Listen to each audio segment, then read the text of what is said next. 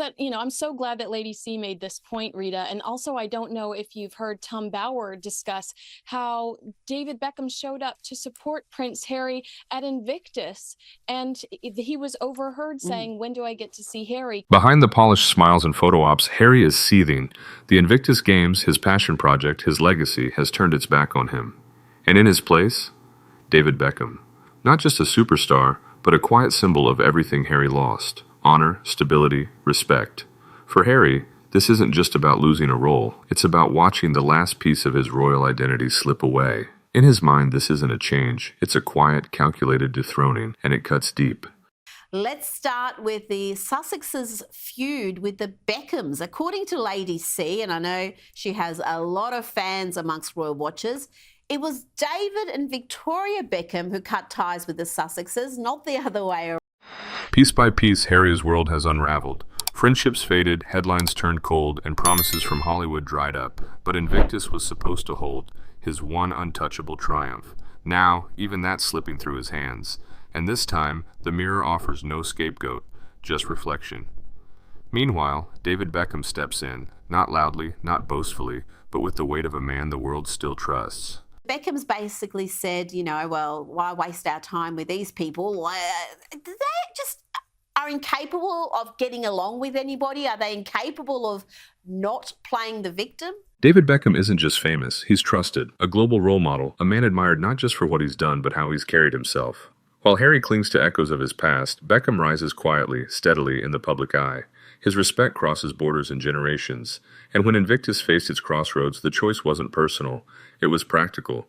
In a world hungry for stability, they picked the symbol who never wavered. Reports that Meghan Markle put the kibosh on David getting any photos with Prince Harry at Invictus because she felt like David and Victoria would outshine her in some way, so she wanted to make sure that they weren't photographed together and didn't allow Harry. The contrast is brutal. Beckham represents calm, trust, and quiet dignity. Harry brings tension, unpredictability, and headlines that won't quit. For the Invictus team, the choice was less about loyalty and more about survival. The event that once stood for sacrifice and strength has over time been buried under personal scandal, and those closest to it, they're tired of the noise, tired of the Sussex storm. She stops because she's startled that somebody has grabbed her and is relocating her, and it's Meghan just taking it upon herself to adjust this woman for a photo. I have to tell you that so far is my favorite video from Invictus. It is incredible. She made a little speech, of course, which we're hoping to... No, Meghan Markle was never seen with Jeffrey Epstein. But it's not the photos that raise eyebrows. It's the patterns. The yachts, the social calendars, the ultra-rich guest lists. Names tied to Epstein's dark world were moving through the same luxury spaces Meghan once called home. Ghislaine Maxwell, always just one room, or one invite, away.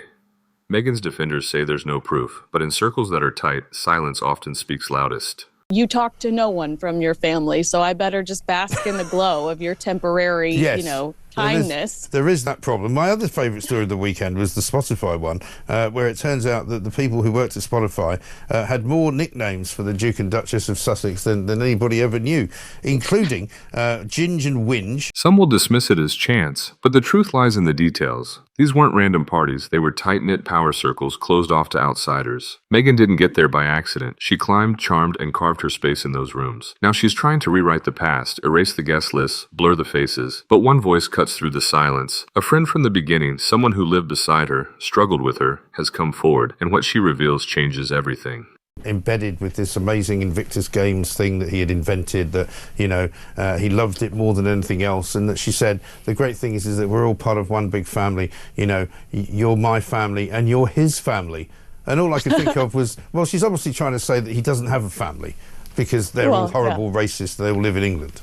Meghan's ascent wasn't a stroke of luck. It was a cold, hard strategy. One of her oldest friends admits it. If someone had the right connections, a yacht, or influence, Meghan was there. She didn't wait for invites. She engineered them, offering to organize events, volunteering for a spot, anything to get into the right circles. But it wasn't for camaraderie. It was for power. And looking back, those yachts and beaches she frequented, they were more than luxury escapes. They were linked to figures whose darkness now stains the past. The fire damage and devastation. So And the Yeah, Billie I mean, Eilish business, right? oh my gosh. Like, whenever I do a good deed, I like to name drop 30,000 people that don't even like the post or acknowledge that Right. I'm giving them a shout out. Absolutely right.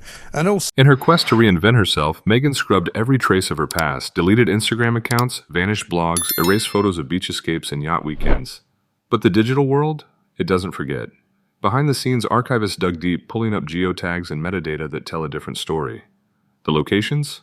Monte Carlo, Cannes, the Amalfi Coast, places where Epstein's shadow loomed large. And the question remains, why did Meghan make sure those photos disappeared? What was she really hiding? Eva, named after, I think, one of the, was it Joan Crawford from the 1990 camp classic Queen Bee? Yeah, I mean, those are actually pretty tame compared to what I hear on the streets of Los Angeles. So I think that they should encourage those versus what people say. The engagement was supposed to be Meghan's fresh start, but her past was anything but forgotten. Those trips? Never addressed, never explained. If they were innocent, why bury them? According to sources close to the palace, they knew the truth long before the wedding. During the private background checks, they uncovered the details, Meghan's connections, her social circles. But the fallout from rejecting yet another of Harry's partners was deemed too risky. We saw the red flags, one royal aide admits, but the palace had a plan. Don't cause a scene. And so, a decision was made to keep quiet. Got enough problems with his wife, which was classic Trump. He apparently decided in his speech to say that basically he didn't think there was much moral leadership in the world, which everybody thought was a bit of a swipe at Trump. But a pretty rich of old Prince Harry, a man that used to parade around. The palace's silence wasn't about protecting the crown. It was about shielding Harry. They knew what was lurking in Meghan's past, but they kept quiet to protect his heart. Now the truth is unraveling, and the monarchy's quiet complicity could soon feel like a betrayal, not just to the crown, but to the public. Meghan's public persona, her image as a feminist, a philanthropist, a victim, is starting to crack. Beneath it lies a carefully orchestrated plan, one that the world is just beginning to see, and for the first time in years, Meghan is losing control of the narrative. The walls are closing in, and the weight of the truth may be more than her carefully crafted image can bear. Meghan's proximity to Epstein's world, her efforts to erase every trace, and now this frantic push to redirect the spotlight. But it's failing. The damage is already done, and the cracks are showing. Recently, Meghan's media presence has surged, but it's not the redemption she hoped for. Instead, she's appearing in soft-focus features, sharing sentimental stories about motherhood, baking, and launching nebulous charity projects centered on wellness and mental health. And let's be clear, this timing, it's no accident. It's a desperate attempt to shift the narrative before the truth becomes too loud to ignore. Every move now feels calculated. Meghan's PR team is scrambling, crisis mode fully activated. A Hollywood publicist well-versed in the art of celebrity damage control says, "It's a classic tactic, flood the media with positivity to drown out the scandal."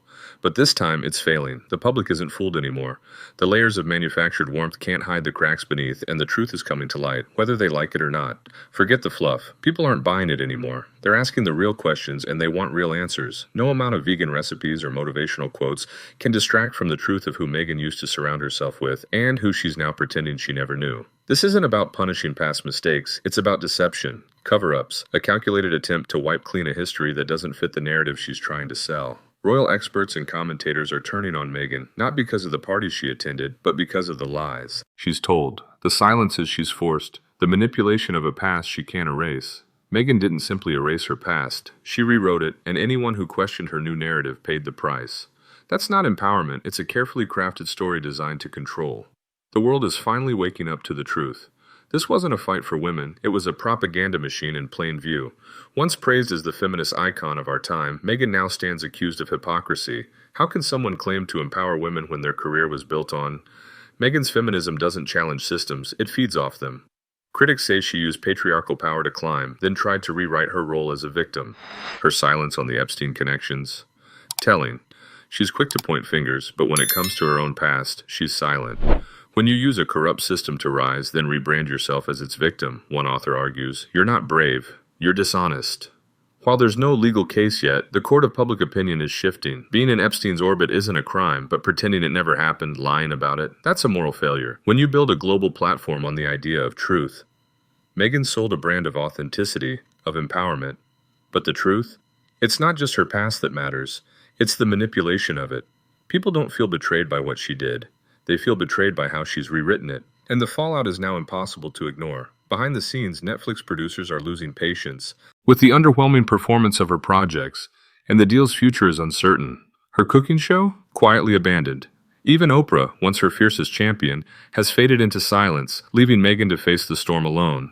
Sources say Oprah's team is quietly reconsidering any future collaborations with Meghan, not out of malice but due to risk. When figures like Oprah and Netflix start pulling back, it's not just a coincidence, it's a crisis unfolding. What once seemed like a glamorous reinvention is now a slow, painful unraveling. Meghan's attempts to control her image have only exposed a deeper, darker truth. Authenticity can't be manufactured. Secrets, no matter how well concealed, always find their way to the surface. As her allies fade into the background and her carefully constructed narratives collapse, one question looms larger than ever. Who is Meghan Markle? If you're still here, you want more. Hit like, subscribe, and share your thoughts below. The real story is just beginning.